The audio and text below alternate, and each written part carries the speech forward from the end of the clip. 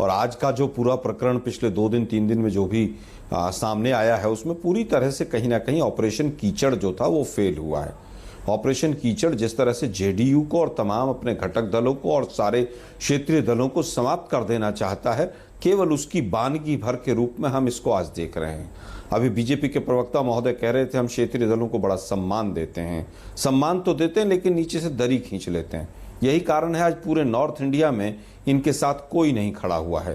केवल और केवल ये लोग अहंकार वश, जिस तरह से सत्ता की इनकी हवस है कि एक ही विचारधारा रहनी चाहिए आरएसएस की, एक ही व्यक्ति नेता है, एक ही व्यक्ति ने इस देश को बना दिया है, एक ही पार्टी रहनी चाहिए, जिस नीति पर चले हैं उसकी बानगी भर आज हम बिहार से एक ही आगाज देख रहे हैं और शुरुआत देख रहे हैं। 2024 के तमाम मुद्दे भी होंगे, यूपीए में कौन कौन होगा, कैसे होगा, क्या उसके ऊपर रहेगा, मुझे लगता है कि अभी बहुत जल्दबाजी रहेगी। आज बिहार में बीजेपी वर्सेस ऑल हो गया है। नहीं, जो आपने ये ऑपरेशन लोटस को आप कीचड़ की संज्ञा दे रहे हैं, एक मिनट आलोक भाई, आप जो ऑपरेशन लोटस का जिक्र कर रहे हैं, जहां जहां वो कर्नाटक, जो मैंने जिन राज्यों का जिक्र किया, कर्नाटक हो, गोवा हो, महाराष्ट्र देख लीजिए, मध्य प्रदेश, उत्तराखंड, अरुणाचल, वहां पर वो गाज आपने झेली, जमीन आपकी खिसकी।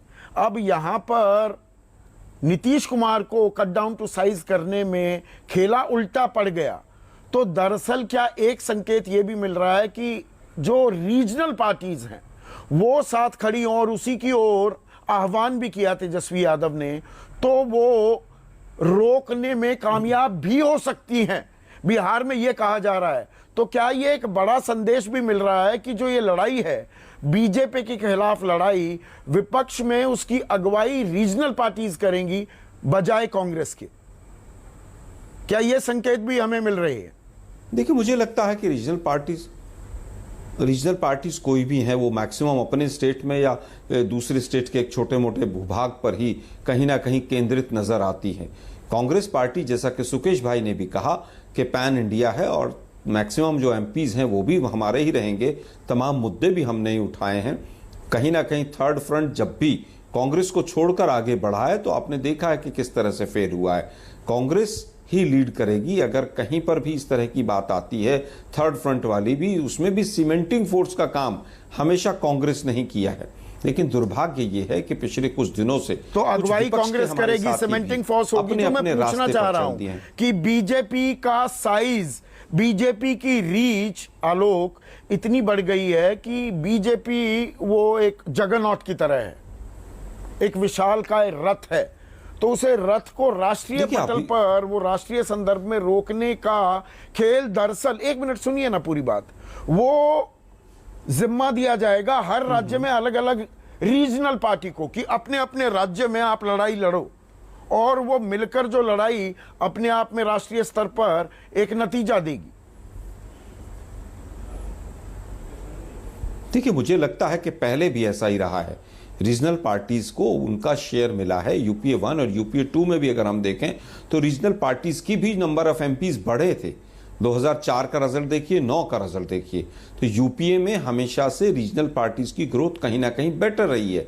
लेकिन जहां तक आप विजय रथ की बात कर रहे हैं, मैं इसको भस्मासुर रथ कहता हूं कि बीजेपी एक भस्मासुर रथ है जो अपने सहयोगियों को भी खाती है और देश की जनता को भी खाती है। और ये भस्मासुर रथ जो है, ये केवल हिंदू, मुसलमान और ईडी के बल पर बहुत लंबा नहीं चल सकता है। देश के जो तमाम ऐसे मुद्दे हैं जिनके ऊपर बात तो इतने महीनों से सबके सामने थे, तब आप एकजुट नहीं हो पाए। जब डर होने लगा कि बीजेपी सबको बौना बनाकर ही दम लेगी, तब मजबूरी में विपक्ष साथ आता दिख रहा है। क्या आप इस बात को डिनाई करेंगे? मुद्दों की तो फेहरिस्त 2 सालों से तश्तरी पर, थाली पर सजे हुए हैं मुद्दे, पर साथ नहीं आए। अब अस्तित्व की बात आ गई तो बिहार में साथ आना पड़ा। अब कहा जा रहा है इससे राष्ट्र के भी संकेत मिल गए क्या? देखिए, मुझे लगता है इस बात का उत्तर बेहतर तो नीतीश कुमार जी दे सकते हैं। हमने तो 2015 में भी महागठबंधन का पूरा चुनाव लड़ा और बीजेपी को बहुत भारी शिकस्त दी। जब बीजेपी का रथ बहुत स्पीड से दौड़ रहा था 2014 के बाद, 2015 में ही बिहार ने रोकने का प्रयास किया। जनता ने बड़े चिंतन और मनन के साथ बीजेपी के रथ को रोका था। लेकिन 2017 में क्या हुआ, कैसे हुआ, वो नीतीश कुमार जी बेहतर उसका उत्तर दे सकते हैं। हमने पहले भी कहा था कि बीजेपी के खिलाफ सबको एकजुट होना पड़ेगा। आज भी हम कह रहे हैं कि वो पूरी तरह से पैसे के बल पर भी, धन के बल पर भी भस्मासुर हो चुकी है। तमाम जो संवैधानिक संस्थाएं हैं वो उसने कहीं को पार्शियल, कहीं पर फुल्ली अपनी मुट्ठी में कर लिया है। इसलिए हम आह्वान करते हैं कि कांग्रेस पार्टी या कौन होगा कौन नहीं होगा, 2024 दूर है। आज देश की जनता के लिए, देश के तमाम मुद्दों के लिए सभी विपक्ष को साथ आना चाहिए, अपने अपने लक्ष्यों को छोड़ना चाहिए। मायावती का हाल कुमार की अगुवाई कबूल होगी कांग्रेस को अगर वो राष्ट्रीय राजनीति में आते हैं, राष्ट्रीय पटल पर दखल देना शुरू करते हैं। उन्होंने सवाल टाल दिया आज, पर शरद यादव कहते हैं वो विपक्ष के प्रधानमंत्री पद के उम्मीदवार हो सकते हैं। ये कांग्रेस को कबूल होगा? देखिए, मुझे लगता है कांग्रेस पार्टी ने पहले भी तमाम लोगों का सम्मान किया है, लेकिन अभी ये भविष्य के गर्भ का छुपा हुआ प्रश्न है। इसके ऊपर जब नीतीश ही स्वयं अपना पक्ष नहीं रख पा रहे हैं तो स्वाभाविक है कि बाकी लोग अपना पक्ष नहीं रख पाएंगे। लेकिन फिर भी मुझे लगता है कि नीतीश जी के साथ पहले भी हम गए थे, आज भी हम गए हैं, और नीतीश जी का अगर कहीं कोई दावेदारी होगी या कोई भी चीज होगी तो कांग्रेस पार्टी उस पर विचार करेगी। लेकिन अभी तो उनकी तरफ से ही कोई दावेदारी या उस तरह का कोई संकेत नहीं मिल रहा है।